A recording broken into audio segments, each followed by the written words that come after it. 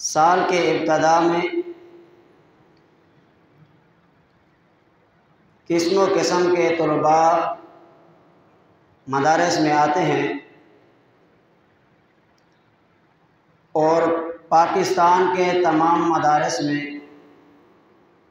یہ ایک اصول ہے کہ طلباء کو واعظ و نصیحت کرنے کا طریقہ سکھایا جائے، اور یہ واعظ و نصیحت کرنے کا طریقہ کار ایک سبق کی طرح ہوتا ہے۔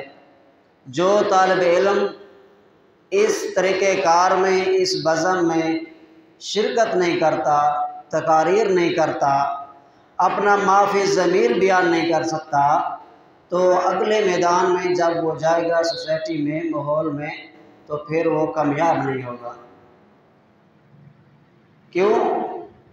تبلیغ کرنا، واعظ و نصیحت کرنا اللہ رب العزت نے اپنے پیغمبر کے لیے استاد بننے سے پہلے ذکر کیا ہے۔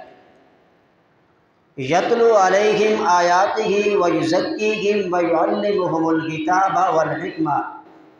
اے میرا پاک پیغمبر، اپنے ان صحابہ کو واعظ و نصیحت کریں، قرآن کی تعلیم دیں۔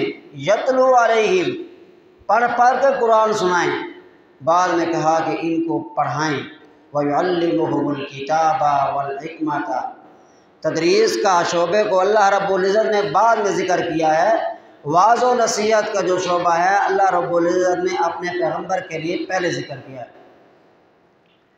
جو آیات مبارکہ میں نے آپ حضرات کے سامنے تلاوت کی ہیں، ان میں اللہ رب العزت نے 3 لوگوں کا تذکرہ کیا ہے کہ وہ لوگ کہ جو گناہ گار ہیں، اعتقاد صحیح ہے، گناہ کرتے ہیں۔ دوسرے نمبر پر وہ لوگ جو صرف نیکیاں کرتے ہیں، گناہوں سے محفوظ ہیں، گناہ نہیں کرتے۔ تیسرے درجے کے وہ لوگ ہیں جو گناہ بھی کرتے ہیں اور نیکیاں بھی کرتے ہیں۔ اللہ رب العزت نے ان تینوں درجوں کے لوگوں کو اللہ رب العزت نے قرآن کا وارث کہا ہے۔ ان تینوں درجے کے لوگوں کو اللہ رب العزت نے جنت کی بشارت سنائی ہے۔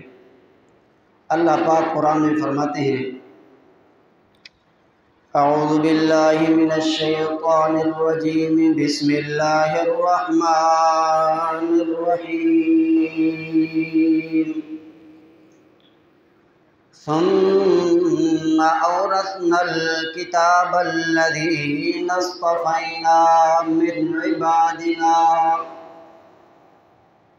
اے میرا پاک پیغمبر جناب محمد الرسول اللہ صلی اللہ علیہ وسلم، قرآن پاک کو پڑھ پڑھ کے سنائیے، پھر یہ بھی تذکرہ کیے، ثم اورثنا الکتاب الذین اصطفینا من عبادنا۔ اللہ پاک فرماتے ہیں ہم نے قرآن مقدس کا وارث ان لوگوں کو بنایا ہے اپنے بندوں میں سے۔ اے اللہ، تو نے کن لوگوں کو اپنا وارث بنایا ہے، قرآن پاک کا وارث بنایا ہے۔ اللہ فرماتے ہیں استفینا،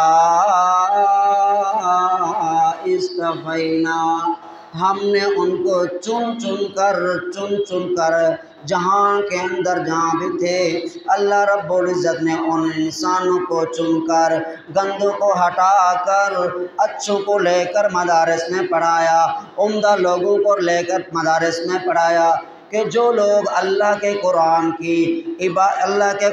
کی تلاوت کر کے، اللہ کے قرآن کو سمجھ کر اوروں کو سمجھائیں۔ اللہ فرماتے ہیں اورثنا الکتاب الذین اصطفینا من عبادنا، اپنے بندوں میں سے ہم نے ان لوگوں کو چنا۔ اصطفا کہتے ہیں کہ خراب دانے پڑے ہو کھجور کے، خراب کو علیحدہ کر کے اور اس میں عمدہ اور اچھے کھجور کے دانوں کو چنا جائے۔ اسی طرح اللہ رب العزت نے مدارس میں جو طلباء کو بھیجے ہیں، باقی لوگوں میں سے یہ بہت افضل ہے۔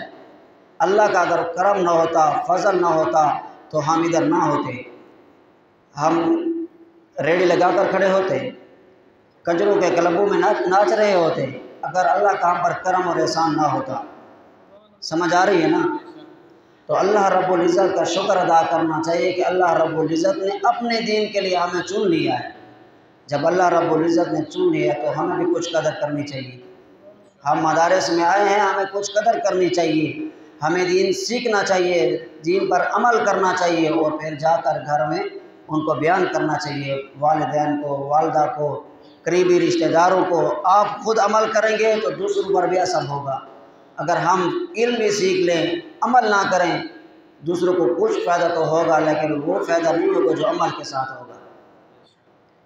پھر اللہ رب العزت نے فرمایا کہ انسان ہے نا، یہ کہے گا اللہ کے بندے تو وہی ہوں گے چنے ہوئے جو بالکل پاک صاف نیک ہوں گے۔ اللہ نے فرمایا نہیں، میں نے ان 3 بندوں کا ذکر کیا ہے کہ جو لوگ اللہ کے کتاب کے وارث ہیں۔ فَمِنْهُمْ ظَالِمٌ لِنَفْسِهِ، بعض ان لوگوں میں سے وہ ہیں جو اپنے آپ پر، اپنی جان پر ظلم کرتے ہیں۔ کیسے ظلم کرتے ہیں؟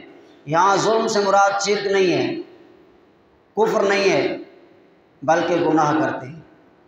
اعتقاد بھی صحیح ہے، عالم بھی ہیں، اللہ کے کتاب کے وارث بھی ہیں، پھر بھی ان سے گناہ ہو جاتے ہیں۔ پھر آگے اللہ فرماتے ہیں وَمِنْهُمْ مُقْتَصِدٌ، کچھ ان میں جو ہے نا درمیانے درجے کے لوگ ہیں، نیکیاں بھی کرتے ہیں، گناہ بھی کرتے ہیں، نیکیاں کر کے پھر توبہ کرتے ہیں۔ پھر اللہ رب العزت نے تیسرے گروہ کا بھی تذکرہ کیا ہے وَمِنْهُمْ سَابِقٌ بِالْخَيْرَاتِ بِإِذْنِ اللَّهِ، کچھ وہ لوگ ہیں جو صرف نیکیاں کرتے ہیں، گناہوں کے نزدیک میں نہیں آتے۔ علماء نے اس کی بہت سارے تفسیریں کی ہیں۔ بعض نے مراد لیا ہے کہ سابقٌ بالخیرات، جو نیکیوں میں لگے ہوئے ہیں، سبقت کرتے ہیں، اس سے مراد صحابہ کرام مراد ہیں۔ بعض نے فرمایا اس سے علماء، طلباء، مفتیان کرام مراد ہیں۔ بعض نے فرمایا نہیں، کہ ظالم لنفسی سے مراد عالم تو ہے، اعتقاد بھی صحیح ہے لیکن عمل نہیں ہے، گناہ گار ہے، فاسق ہے، فاجر ہے۔ پھر فرمایا مقتصد، عمل صحیح نہیں ہے، اعتقاد صحیح ہے لیکن عمل کے اندر تھوڑی سی کوتاہی ہے، افعال صغیرہ کرتا ہے، کبیرہ سے بچتا ہے۔ پھر فرمایا سابقٌ بالخیرات، جو اللہ رب العزت نے ان کو مقام عطا کیا نا سابقٌ بالخیرات، اس کے اندر اللہ رب العزت نے بہت بڑا ایک نقطہ بیان کیا۔ یہ سب کے سب تینوں قسم والے لوگ اللہ نے فرمائے اللہ کے حکم سے ہیں، گناہ بھی کریں گے، نیکیاں بھی کریں گے، لیکن اے کائنات کے لوگوں، تم نے علماء پر انگلی نہیں اٹھانی، تم نے علماء کا نام نہیں بگاڑنا، تم نے علماء کی توہین نہیں کرنی۔ یہ سب کیا ہیں؟ جنات عدن یدخلونہا، میں رب ذوالجلال ان کو جنت کی بشارت دے رہا ہوں اور تمہیں یہ حکم دیتا ہوں کہ ان کی توہین نہیں کرنی۔ تب تو اللہ کے پاک پیغمبر نے فرمایا العلماء ورثۃ الانبیاء، کہ اللہ کے پاک پیغمبر کے جو عالم ہیں وہ نبی کے وارث ہیں، انبیاء کے وارث ہیں۔ اس میں یہ نہیں فرمایا کہ نیک انبیاء کے وارث ہیں یا بدکار انبیاء کے وارث ہیں۔ ہاں اتنا ضرور ہے کہ جو نیک ہوگا اللہ رب العزت کے ہاں اس کا مقام زیادہ ہوگا۔